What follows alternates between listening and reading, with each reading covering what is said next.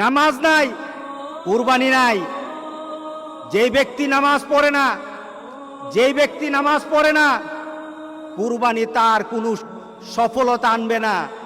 কুরবানি তার জন্য সফলতা বয়ে আনবে না। নামাজ নাই, কুরবানি হবে না তার।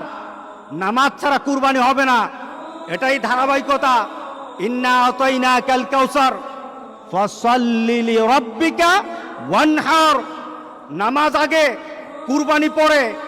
আর আমাদের সমাজে এমন মানুষ আছে নামাজ পড়ে না, কিন্তু লক্ষ লক্ষ টাকা দামের কুরবানি ছাড়ে না। তার মানে কি? সে দিন বুঝে না, সে ইসলাম বুঝে না, মুহাম্মদ সাল্লাল্লাহু আলাইহি সাল্লামকে দেওয়া আল্লাহর ঘোষণাও জানে না, ইব্রাহিম আলাইহিস সালামকে দেওয়া সেই কুরবানির নীতি জানে না। এই কুরবানি তার জন্য কোনো সফলতা বয়ে আনবে না। সুতরাং যারা কুরবানি দিচ্ছেন, আপনার নামাজ নাই, যারা উলামায়ে কেরাম কিন্তু বলেছেন যাদের সাথে নামাজ নাই, যাদের সাথে নামাজ নাই, নামাজি ব্যক্তি যেন তাদের সাথে কুরবানি না দেয়। কারণ বেনামাজির কুরবানি হবে না।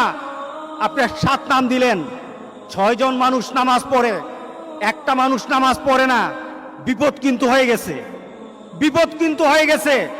কারণ 6 ব্যক্তির অংশটা কিন্তু আরেকজনের সাথে মিল সংযুক্ত হয়ে আছে। ওই ব্যক্তির বেনামাজি হওয়ার কারণে উলামায়ে কেরামের মতামত, সব উলামায়ে কেরামের মতামত, নামাজ যার থাকে না কুরবানি তার হয় না। সুতরাং নামাজ ছাড়বো না। রাজি আছি সবাই? কি ছাড়বো না বলেন? নামাজ ছাড়বো না। নামাজ কায়েম করার পর আপনার কুরবানি, আপনার রোজা, আপনার হজ, আপনার ইবাদত, সকল কিছু নামাজকে দিয়ে মানদণ্ড করা হবে।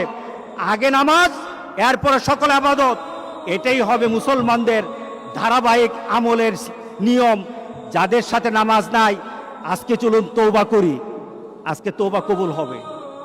আজকে আল্লাহ মাফ করে দিবেন। আজকে আমাদের গুনাহগুলি মাফ করে দিবেন। আজকে তো আমরা এমনভাবে আল্লাহর কাছে বলবো, মাবুদ, তোমার আরাফাতের ব্যক্তিগুলি আরাফাতে কেঁদেছে, এদের মনে কিন্তু সুখ ছিল না, এদের মনে কিন্তু আনন্দ ছিল না। কারণ আরাফাতের ময়দানে 10,000 মানুষ থাকে না। মুহাম্মদ সাল্লাল্লাহু আলাইহি সাল্লাম যখন হজ করে গেলেন, তখনই তো 100 লাখের উপর মানুষ ছিল। 10,000 মানুষ আরাফাতের ময়দানে কখনো ছিল না।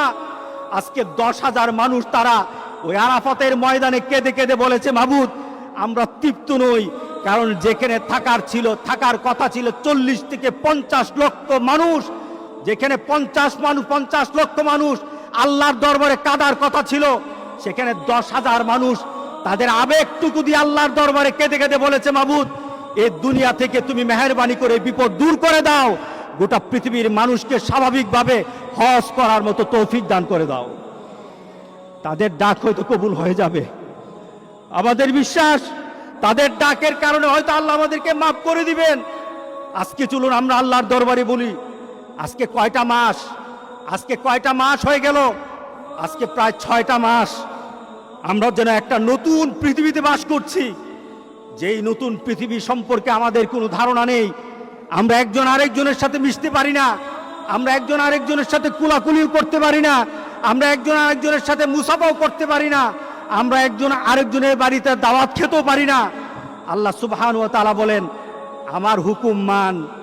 মুসাকে যেভাবে আমি বিপদ থেকে বাঁচিয়ে দিয়েছি, ইব্রাহিম আলাইহিস সালামকে আমার কথা মানার পর যেমন কুরবানি সন্তানকে না দিয়ে আমি দুম্বা দিয়ে কুরবানি করার ব্যবস্থা করে দিয়েছি, আমার কথা মানো, আমি ঠিক তোমাদেরকে ওইভাবে একটা মর্যাদার শিখরে দিয়ে দেব ইনশাআল্লাহ। ইনশাআল্লাহ আমরা আল্লাহর কাছে এমন একটা দাবি করি, আল্লাহ আমাদের সবাইকে ওই ধরনের ঈমান এবং মানসিকতা আল্লাহ সবাইকে দান করুক। সবাই বলেন আল্লাহুম্মা আমিন।